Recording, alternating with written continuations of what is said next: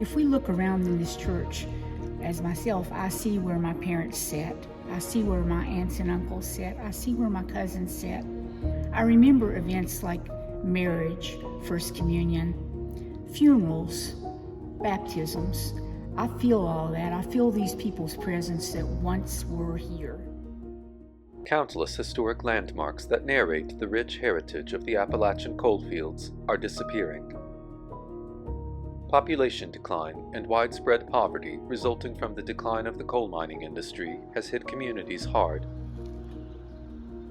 Basic survival here is not easy, and neither is historic preservation. Our Lady of Victory Catholic Church in Gary, West Virginia, is one of many historic landmarks in McDowell County fighting to survive. The story of this church is deeply connected to the history of the community it once served, where in just one generation, some 90% of the population have left. The history of Our Lady of Victory Parish is a tale of architecture, faith, and capitalism. Perhaps most of all, it is simply a tale of community. Gary Hollow lies at the headwaters of the Tug Fork, deep in one of the most remote creases of the Appalachian Mountains. For centuries, the Cherokee and the Shawnee used these rippling hollows for hunting grounds. Native Americans undoubtedly knew of the prevalence of coal here, the black rock that burns, though they had little use for its unique properties. In 1748, the colonial legislature in Williamsburg authorized an expedition to survey this remote and mysterious corner of present-day southern West Virginia. The expedition's chief surveyor, Dr. Thomas Walker, was the first known European colonist to note the existence of the Appalachian Plateau's vast coal reserves, calling this mountainous region in his notes, the Coal Land. As time went on, homesteaders eventually settled in this bottom and named the settlement they formed here Tug River. They too knew of the vast coal deposits, forming a seam some 13 feet thick in certain places. By the mid-19th century, Europe and North America had come to possess a gluttonous hunger for coal, the great lifeblood powering the Industrial Revolution that was altering the course of human history. Although homesteaders and investors alike knew of the unfathomable coal reserves in southern West Virginia, and of its special chemical properties that allow it to burn exceptionally hot, the difficult geography and remoteness of this region made the prospect of large-scale coal mining a tantalizingly high-hanging fruit. European homesteaders in this quiet corner of young America brought their religious customs with them.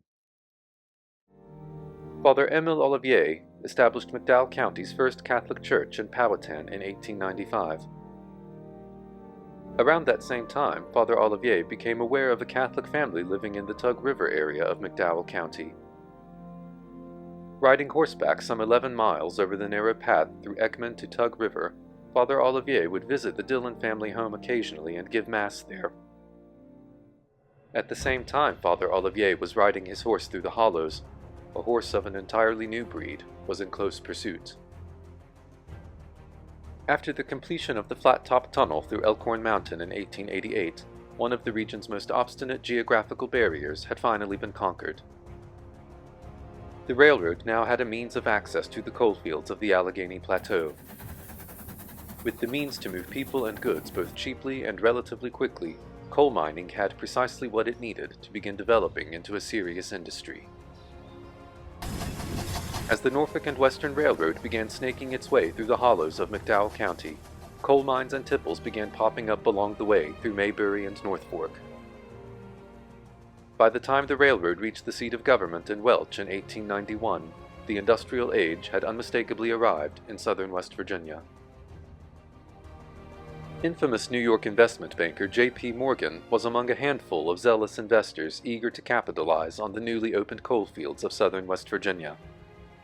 Through a series of land acquisitions and corporate mergers masterminded by Morgan, some 50,000 acres around Tug River came under the direction of the newly chartered U.S. Coal and Coke Company in 1902.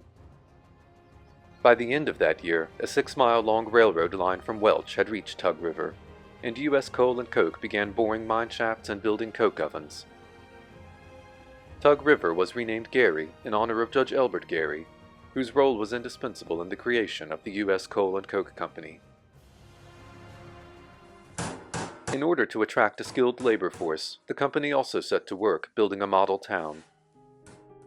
Gary's first permanent structure was a clubhouse which functioned as a hotel and boarding house for unmarried workers.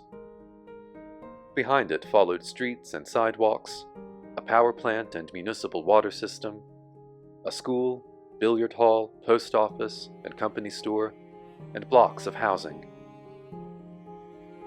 The most prestigious home of all was the superintendent's house, with its tennis court and rows of grapevines overlooking the blossoming city of Gary. Over the next decade, the U.S. Coal and Coke Company would develop 13 more mines and supporting company towns throughout Gary Hollow, forming the world's largest coal mining operation ever developed by a single corporate entity. Jobs in the mining industry were appealing, at first, to the handful of local farmers looking for seasonal work, and then to European immigrants looking for a new life. Most of these immigrants hailed from predominantly Catholic regions in Central and Eastern Europe, and they brought with them their cultural and religious traditions. As the city of Gary continued to develop and attract more Catholic families, it became evident to Father Olivier in Powhatan that a separate parish church here was necessary. He soon convinced the U.S. Coal and Coke Company of this need. The company agreed to donate land for a parish church, and in September 1903, U.S. Coal and Coke contracted builders from Pittsburgh to construct a Catholic church on a lot in the middle of Main Gary. Construction of the church was finished, and a new territorial parish established by the spring of 1904. The church was named Our Lady of Victory, an ancient title attributed to the Virgin Mary after Pope Pius V credited her intervention with the Christian victory over the Turks in 1571. The church's exterior, with its low-hipped roof and shingled belfry, evoked the same craftsman architectural influences as the rest of Gary's buildings. Inside, the church's sanctuary boasted painted murals, a magnificent beamed ceiling, and 2 large electric chandeliers. Costing around $7,000, nearly $250,000 in today's value, Our Lady of Victory was without question the most sophisticated civil or residential structure in Gary. The church's dedication on May 29, 1904, made the front page of the Bluefield Daily Telegraph, which described the day in detail. There were wagon loads of parishioners dressed in their best. Bishop Donahue traveled down to Gary from Wheeling to attend the dedication, as did the choir from Sacred Heart Parish in Bluefield, who sang Peter's Mass in D. Bishop Donahue, himself nicknamed the Great Builder for the many parishes, schools, hospitals, and orphanages he oversaw constructed throughout the Diocese of Wheeling, delivered the sermon.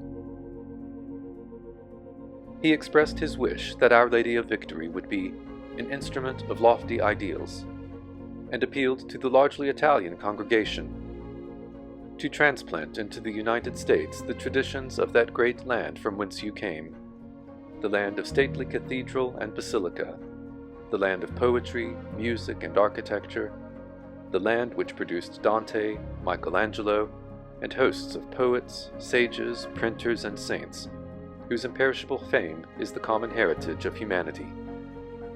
2 years later, in 1906, builders completed the adjacent rectory to house the pastor and parish office. Finally, after several years of fundraising and hard work, Gary's Catholic community had a parish nucleus that brought them tremendous pride.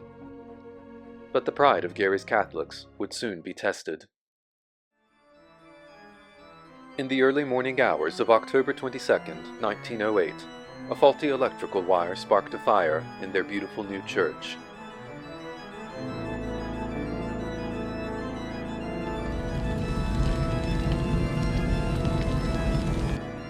Men who first noticed the smoke fired pistols into the air to wake their sleeping neighbors.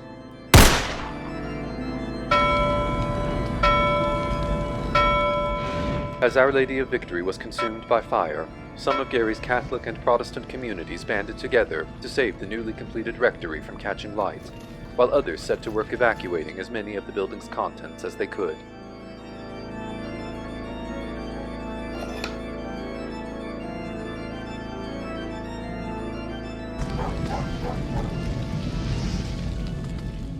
Despite mistaken reports that made the morning papers, Gary's citizenry were successful in sparing the rectory from the devastating fire, but their church was a total loss.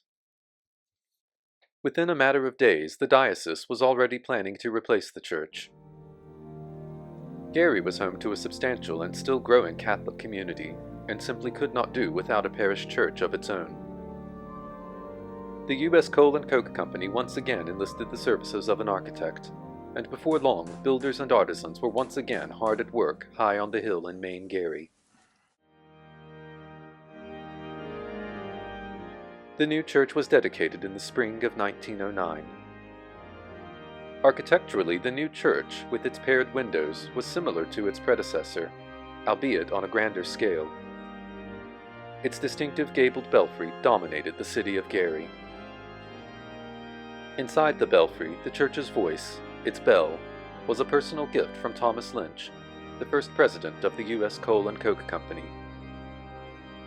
Sounded each day at noon, its chime resonated throughout Gary Hollow. The new sanctuary was also on a grander scale. A pair of angelic holy water fonts met parishioners at the end of the center aisle. Identical holy water fonts can still be found in a handful of Catholic institutions, like the Italian Cemetery in Colma, California, or this pair in the Chapel of Sacred Hearts Academy in Honolulu, Hawaii, which demonstrate their imposing scale. Plasterwork on the walls and ceiling was ornamented with painted cherubs and angels, and Gothic arches emulating the soaring vaulted cathedrals of Western Europe. Behind the altarpieces were painted backdrops emblazoned with the fleur-de-lis, generally recognized as the great symbol of kingly authority, and in the Roman Catholic Church, the symbol of purity that represents the Virgin Mary. The 14 Stations of the Cross, commemorating scenes from the Passion and Death of Jesus, hung on the eastern and western walls of the sanctuary, surrounded in walnut frames carved in Gothic gables and finials. The same elements of Gothic carpentry were also echoed in the altar railing between the sanctuary and the chancel. Flanked by life-size angelic statuary knelt in adoration, the principal altar soared more than 12 feet high. Above the altar, a triptych set of stained glass windows depicted the crucifixion of Christ, with the Virgin Mary on the left and St. John on the right. The windows were part of a larger display working in concert with the murals on the walls of the chancel around them, depicting the centurion and the bystanders in a dramatic display of Jesus dying for the sins of mankind on Golgotha. Similar church decoration from the same period still survives, not far away, in St. Elizabeth's Catholic Church in Pocahontas, Virginia. The church still retains its original altars and statuary from the 1890s.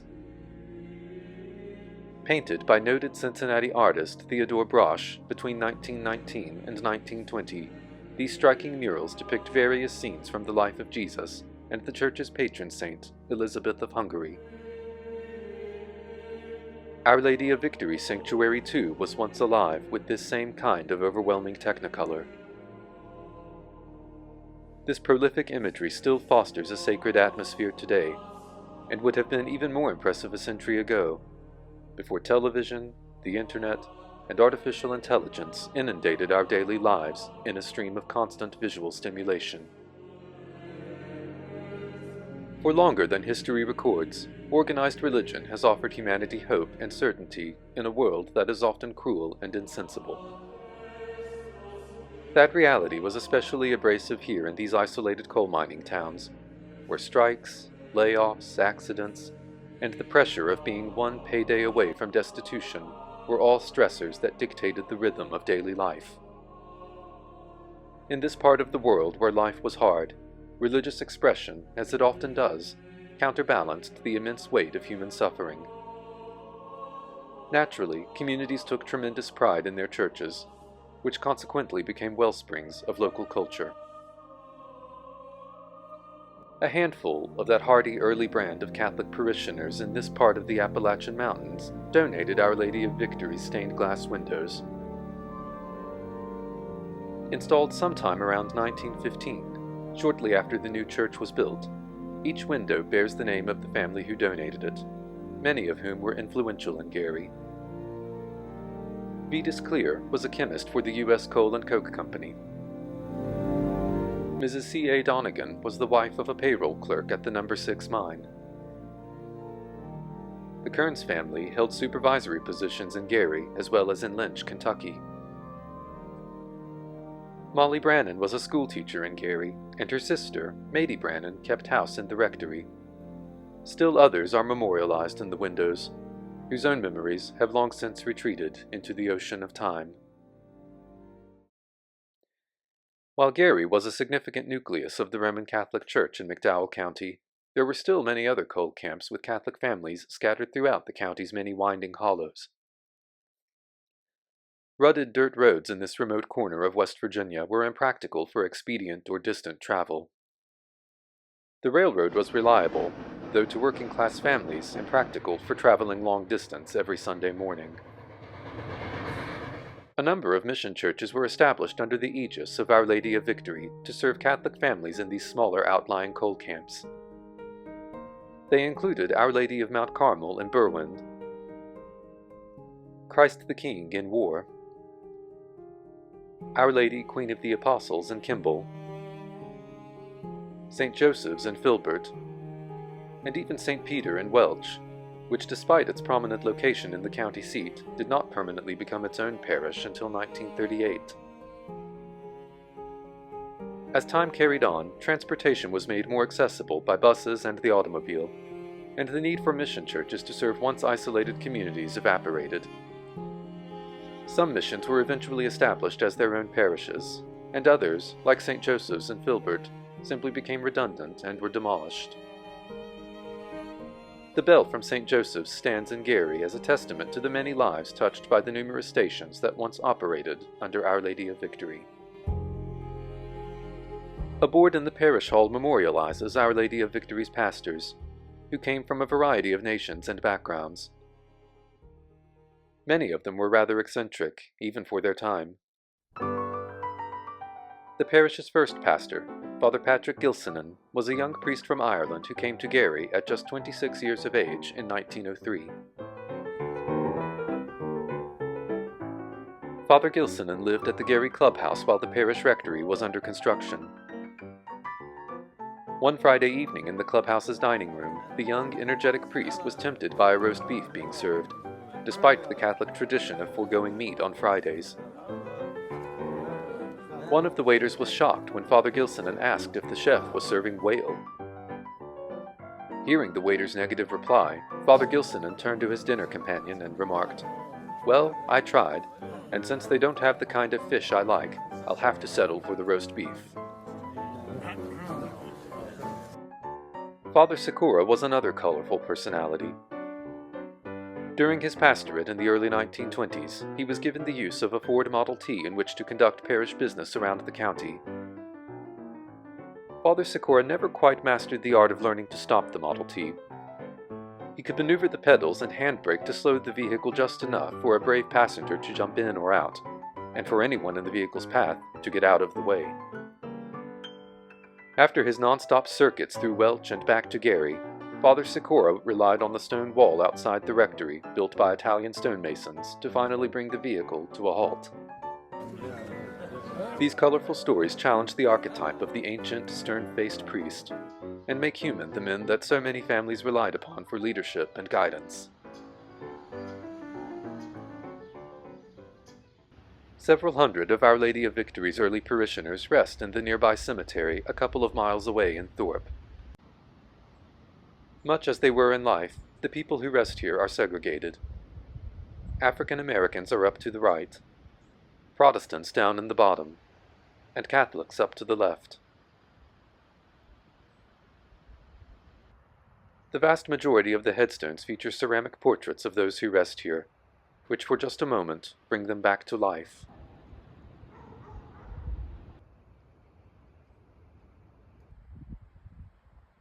The small and sometimes faded images immortalize the people who came to southern West Virginia in search of a better life. People from the distant corners of Christendom in Central and Eastern Europe.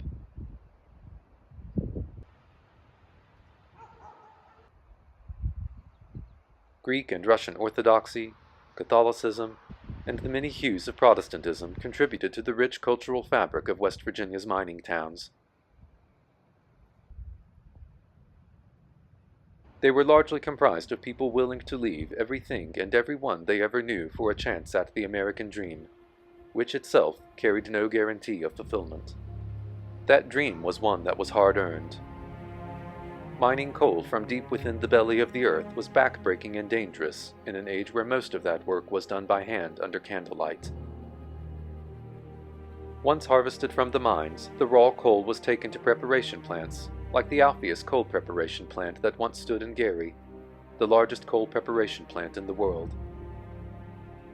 Rocks and other impurities were removed from the coal, which was prepared for shipment and loaded onto Norfolk and Western's trains.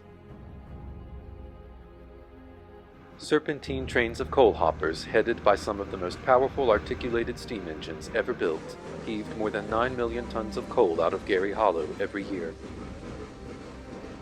Coal was a cheap and efficient fuel source that heated homes and powered ships, but the bituminous, low-sulfur content coal that came from West Virginia was ideal for making steel. And the nation was hungry for steel. Steel was needed to build skyscrapers and battleships, to manufacture appliances, automobiles, toys. Steel was behind nearly every facet of modern American life. And for those who worked in the steel and coal mining industries, this sector offered a coveted escalator from poverty to the middle class. In just a couple of short generations, the men and women who supported the coal mining industry had played a crucial role in developing a robust American middle class and transforming the United States into a major world power.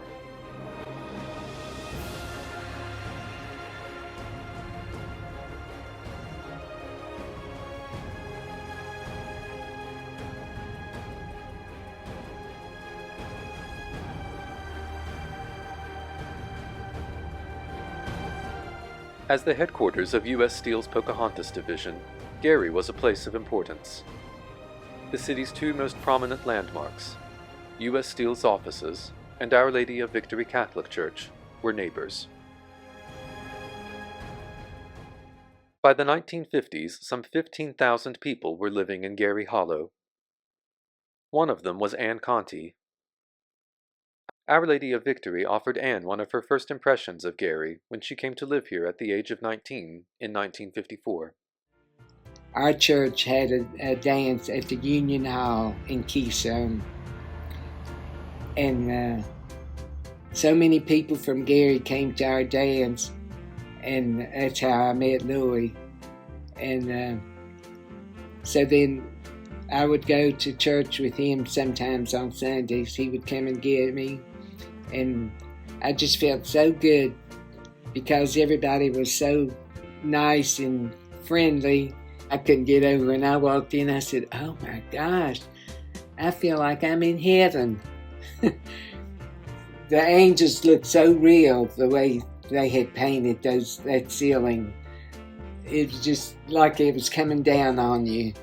It was so pretty. It looked like Michelangelo's work. Father Stodd was there when I married my husband in 1954. And so Louis wanted to introduce me to Father Stodd. And Father Stodd said, "Oh, your last name is Placidy?" And he asked Louis, he said, "Do you know what that means?" And Louis said, "No." He said, "That's peace. Placidy means peace." And I said, "You got that right, Father."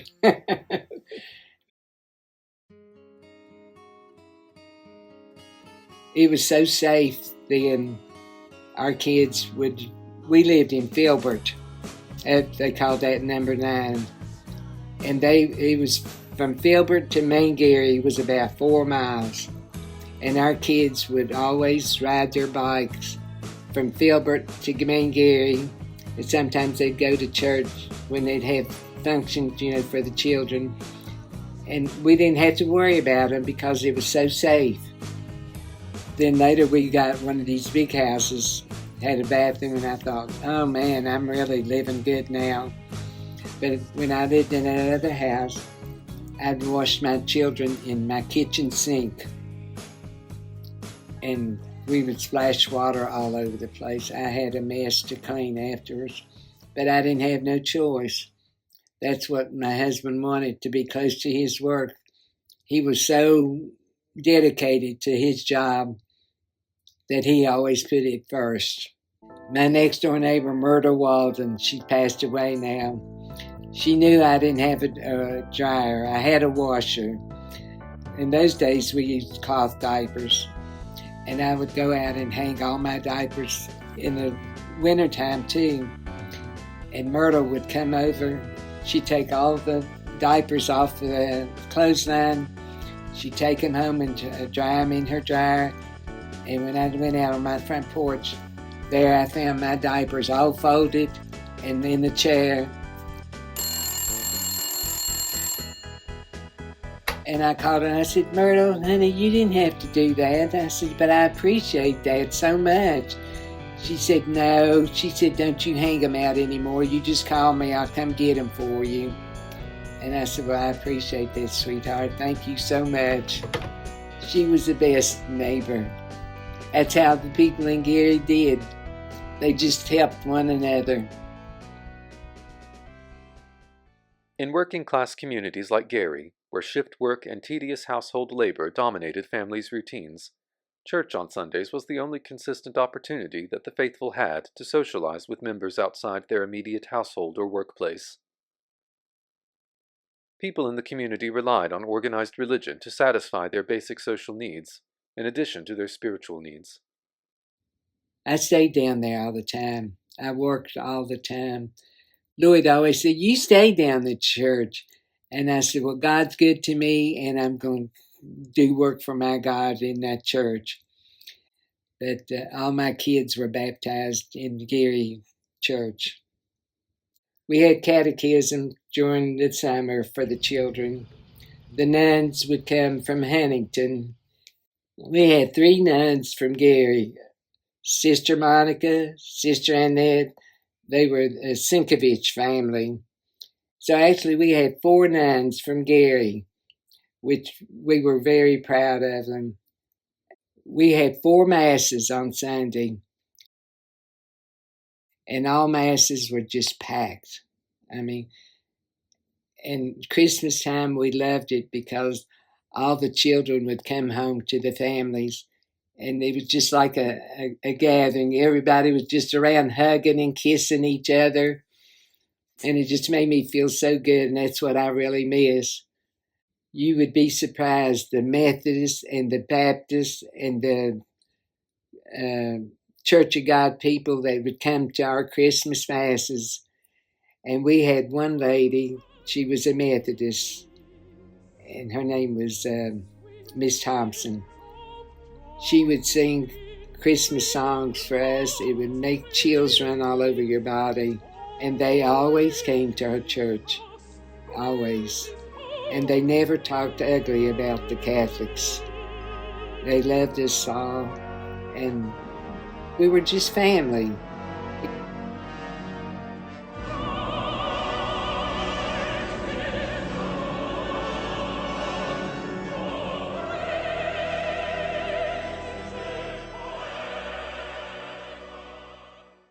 Before the age of government-administered social programs, like Social Security and various state-run welfare programs, religious organizations assumed a prominent role in contributing to the public welfare. In places like Gary, churches were often the only source of assistance for those in need.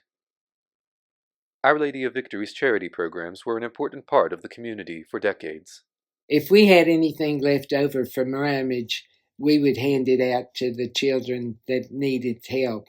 We would have parties for them, and we would feed them, and whatever we had left over, we would tell them to take it home.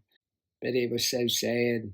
When I think about it, I don't know how some of the people in those days, they had 4 and 5, 6 children, and plus they were going to school. When I first met Ann Conti, I'll have to be honest, I was a little nervous. She was an Italian woman, and I was just kind of a little bit nervous. I was like 19 years old, so I was very, very nervous to meet her. But she made me feel comfortable. I remember thinking, I heard stories of how she worked for the Catholic Church, the Altar Society there, and I was very impressed with all the work that she did at the church, decorating it, cooking, doing whatever she could at the church. She really was a hands-on person in the church, and I think so with the community. Some who came to the coalfields of West Virginia in search of a better life found it. Some didn't. For many people, though, fortune, much like beauty, was in the eye of the beholder. She was so pitiful. All the children, the grandchildren, would give her money each week. And it was so sad to see her. She was so thankful that she had that little bit of money. And she stayed with her son at Albert, they called that number 7. And she would always come up to my mother-in-law for dinner on Sunday. And the first thing, as soon as she came in the kitchen, she'd ask one of my sister-in-laws, "Did you make sweet potatoes today?" She said, "Yeah." They called her Mamay. She said, "Yeah, Mamay, I made you sweet potatoes." And she was so happy to get those sweet potatoes. She was so pitiful. By the 1950s and 60s, change was brewing. Mainstream culture in Western Europe and North America was becoming increasingly secularized.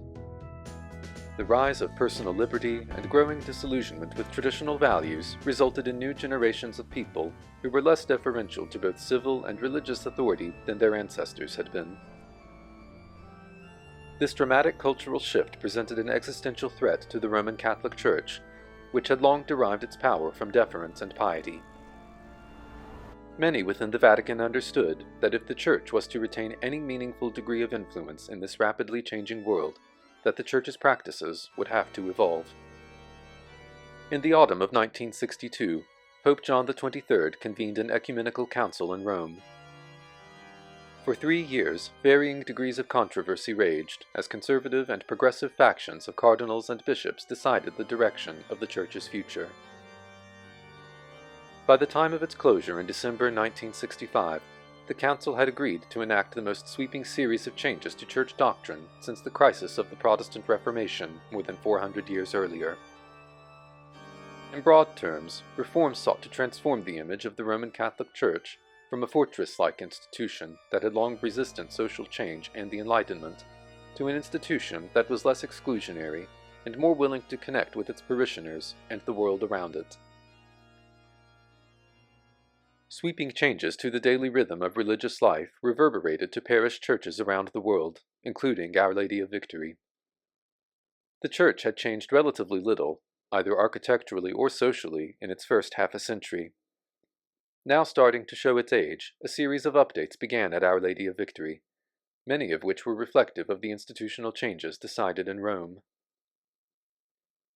The statuary and altars, with their Gothic spires, were removed, and the dramatic murals on the walls and ceilings were stripped or painted over. And we hated to cover it up, but there was no choice because the paper that they used, the drawings, they were cracked and started to peel. My husband and a bunch of guys got together and they painted the whole church because we inquired about painting it and it cost so much, so the guys decided to do all the painting themselves. And they made scaffolds to get up to the ceiling to paint. And they did a wonderful job. The church's new sanctuary was sleek and modern. The triptych windows depicting the crucifixion of Christ were concealed by a simpler altar with canopy and recessed canister lights. The side altars too were simpler and cleaner in appearance. Much deeper than simple aesthetics, the new arrangement echoed the contemporary theology of the Roman Catholic Church. Mass was now said while facing the congregation rather than the altar. Father Park was the first pastor of Our Lady of Victory to say Mass in English rather than Latin. A few years later, the altar's original Gothic railing and brass gates were removed, and with them vanished the tradition of parishioners kneeling at the railing to receive communion. By the 1970s, the traditional confessional boxes in the northeast corner of the sanctuary were also dispensed with. In their place, the sacristy on the east side of the altar was converted to a reconciliation room, where confession could be given face-to-face in a more relaxed environment. The room is decorated with pieces of the original confessional box's ornate wood panels and grille. Other improvements made during the 1970s included a new organ, new pews, new carpet and laminate, new heating and for the first time air conditioning, and a new sound system, which are all still in use today. The church's stained glass windows were also given a much-needed restoration. Most notably, a new parish hall was constructed adjacent to the church to support its catechetical and outreach missions. So plentiful were the parish's coffers then that its eye-watering cost of $80,000, almost $500,000 in today's value, was paid for in just 1 year. In this new modern backdrop, the traditional lines between class and denomination were also becoming less distinct. Father Callahan was known for handing out candy during his services, during which he would step out from behind the pulpit and deliver his sermon standing at the front of the center aisle. The parish worked with other local churches of various denominations to host an annual World Day of Prayer, and in 1982, another shocking first was achieved when a group of Southern Gospel singers from Alabama, called the Continental Singers, performed at Our Lady of Victory.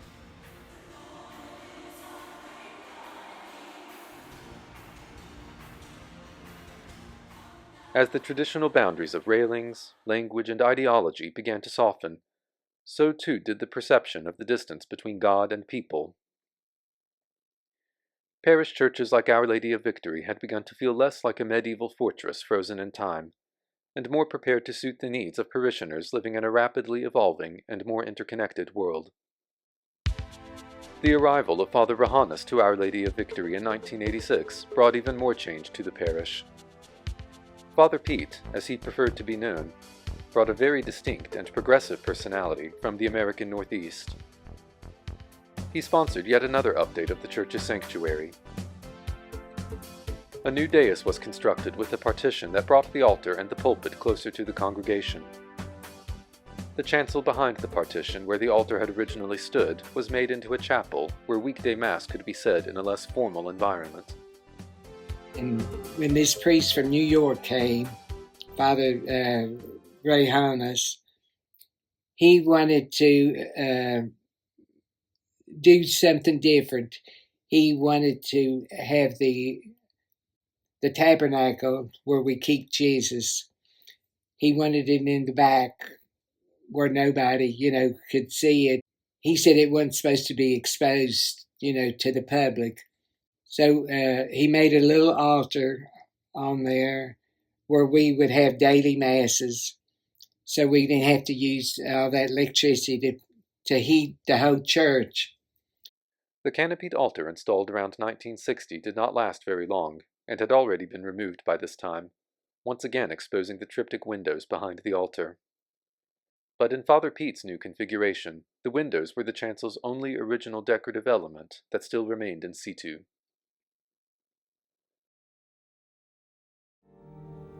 Sacramental rites from baptisms to funerals are an important function of any church, and Our Lady of Victory was no exception.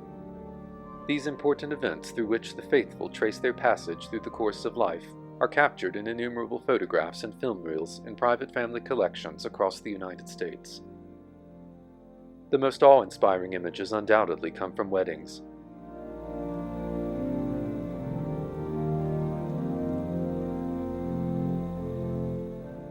The parish's first recorded marriage was between Franciscus Salzo and Filomena Tellerico on March 9, 1904, before the church itself was even dedicated.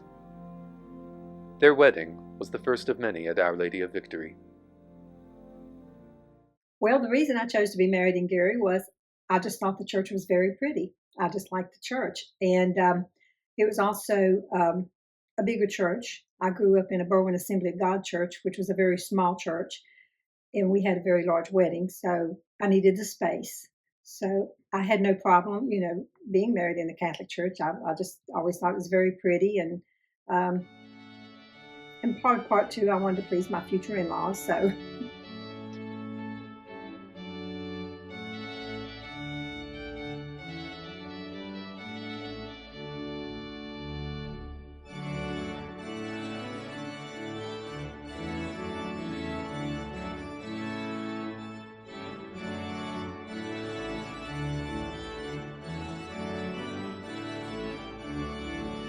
I had never really been around alcohol until I, met my future husband and in-laws, and they had tasked me with getting the champagne to do the toast, the bridal party toast, and I did not know what I was picking out, to be honest. I just remember going to Kroger's and getting pink champagne because it matched my colors. But little did I know that on the day of the wedding, everybody was talking about how nasty it was. And I guess it's what you get for paying like $2 a bottle for champagne. So they probably shouldn't have got me to choose the champagne that day. Our Lady of Victory had navigated decades of change and managed to remain a respected pillar in the community. But a new series of events, happening far outside the mountains of McDowell County, would prove more difficult to navigate this time. A series of economic recessions had sent global demand for steel plummeting by the early 1980s. Consequently, the demand for coal from U.S. Steel's operations in southern West Virginia, which was chiefly used in the production of steel, also fell. In March of 1982, U.S. Steel began laying off workers at some of the mines in Gary Hollow, and within a matter of weeks, mining operations had come to a complete halt. More than 1,200 workers suddenly found themselves out of work. Layoffs had come and gone over the years as the demands of the industry ebbed and flowed, and as workers striked, but this was the first time since its founding 80 years earlier that U.S. Steel had idled its entire operation in Gary. Other mining companies also followed suit.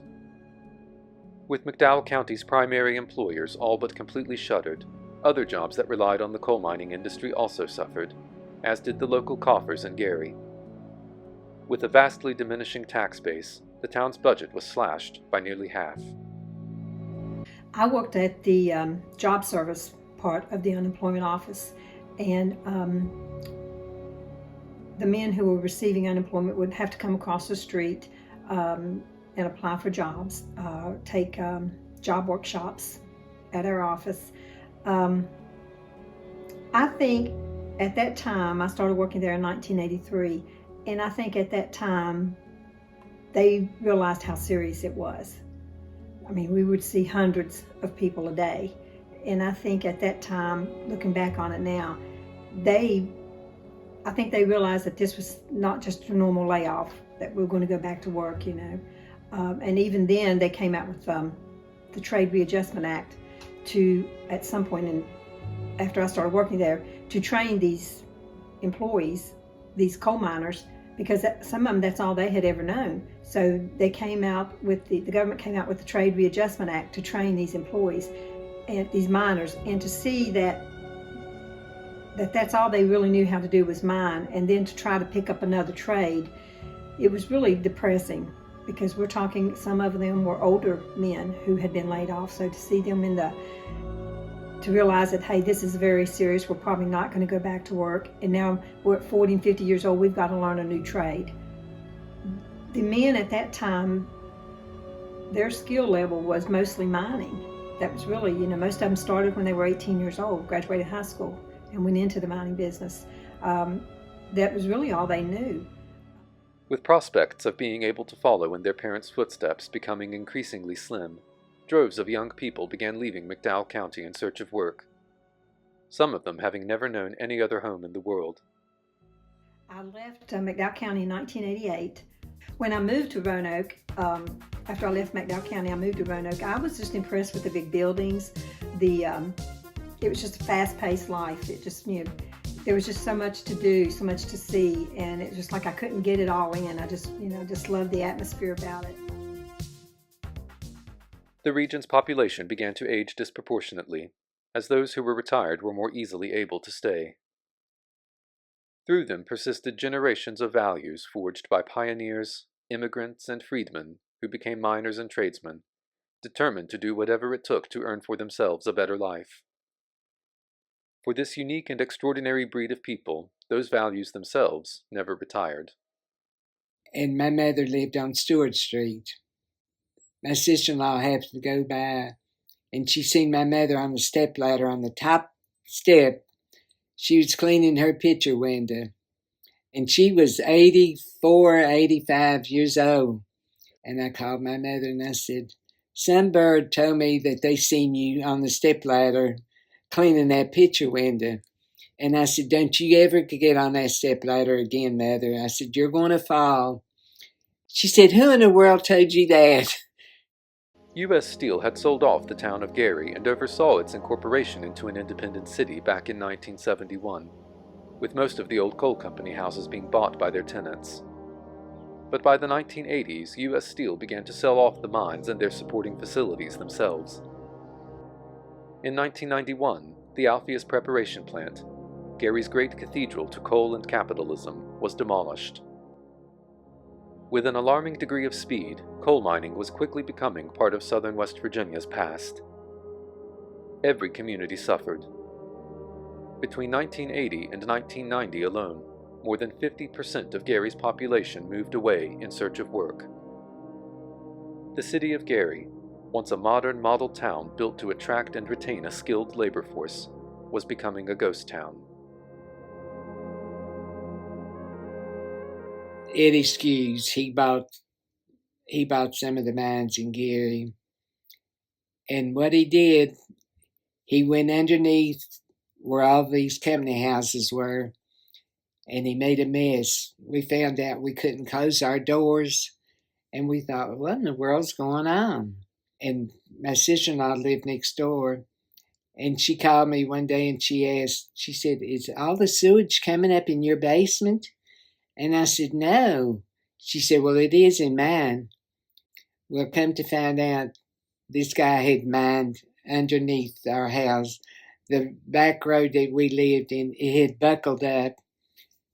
So we decided, well, we have to get out. We can't live like this. And when we were moving that morning, my son got a U-Haul, moved all my furniture, and I drove my car all the way to Beckley, and I cried all the way to Beckley.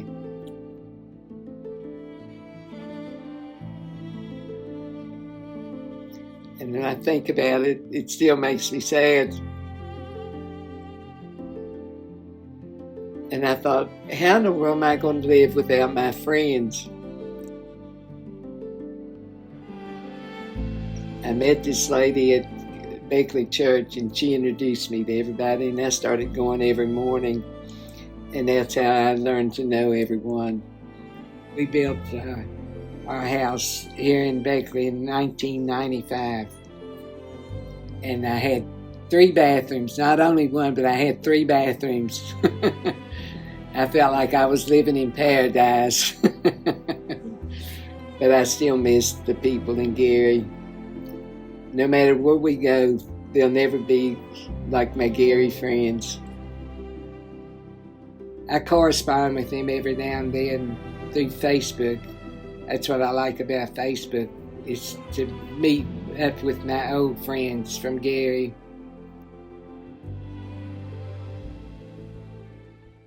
A large homecoming was welcomed when the parish celebrated its centennial in 2004. The crowded pews and photographs disguised the sad truth that, like the coal mines themselves, the parish was dying. In 2017, the Diocese of Wheeling finally made the decision to absorb Our Lady of Victory Parish into the neighboring St. Peter Parish in Welch. On November 25th, a farewell celebration was held. After some 113 years, an independent territorial Catholic parish in Gary had ceased to exist.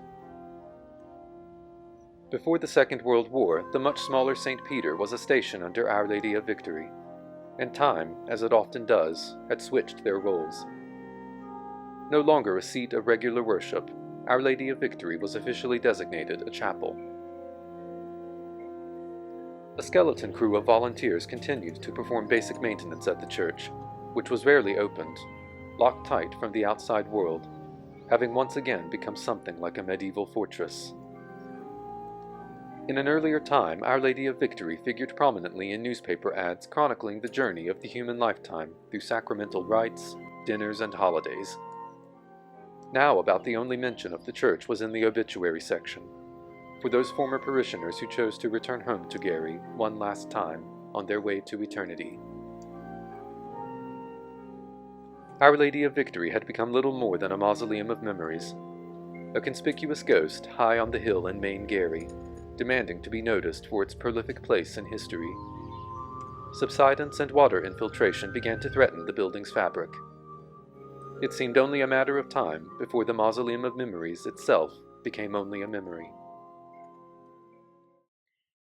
The future that McDowell County has right now, I think, is very grim.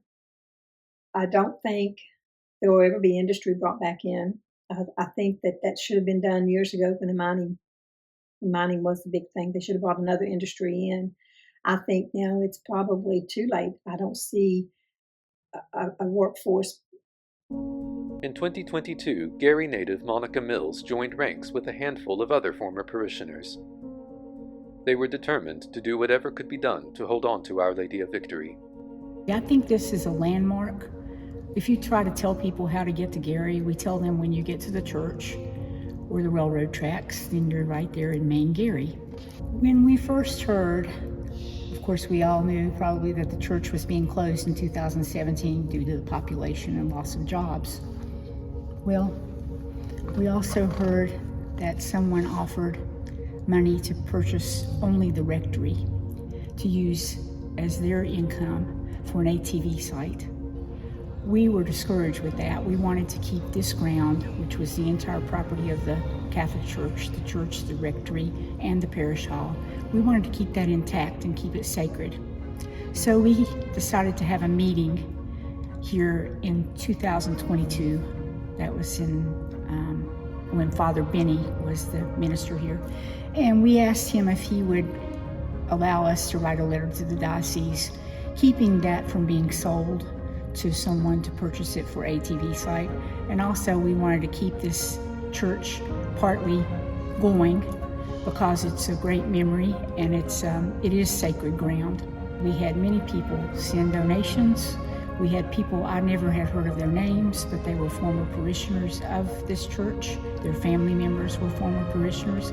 We had people that weren't even Catholic that donated money to this. They felt like this is a landmark also. Establishing a Catholic church in Gary Hollow more than a century before was a community effort. And continuing a church here with such limited resources is still a community effort.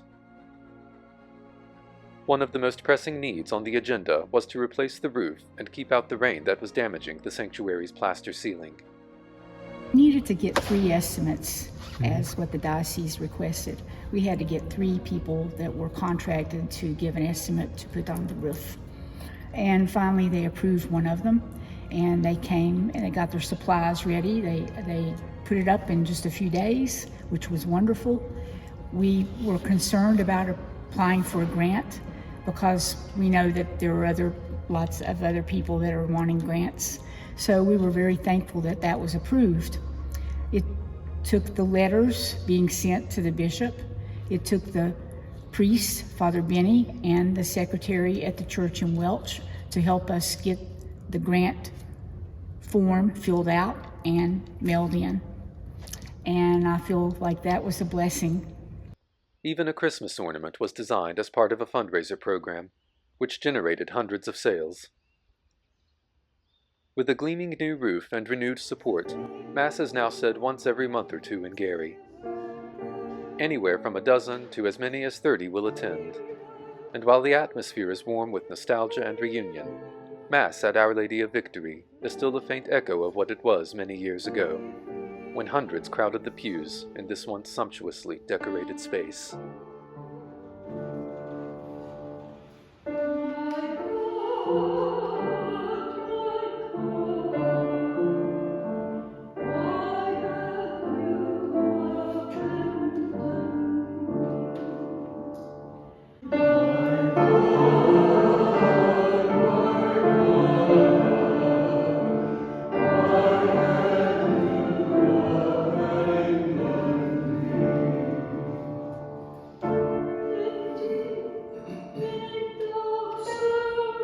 Try not to get sad about it because this is what our ancestors would want.